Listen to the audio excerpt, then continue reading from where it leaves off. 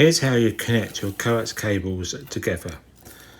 This is the one you can use. It's a coax plug. You simply connect it into a coax link. That will then connect it together with another coax plug.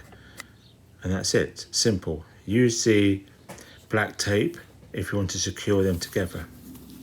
These are the parts inside. If you want a male and a female, simply get a male plug and a female plug and connect it together. And if you can subscribe, that'd be great. This is how you put it together. That's a screw where you screw in the core of the cable, and that's it put back together. Now in the middle part here, that's a barrel link, and this is a F plug. It has its rubber washer inside, and that will then join the two cables, coax cables that will be on either end. This one is generally for satellite. As you can see, the hole is a lot smaller than the standard one.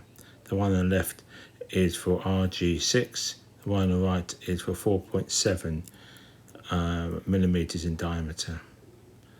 So you can simply fix them together like so. As I say, this is the barrel link. It doesn't matter which way you have it, it will still do the same thing.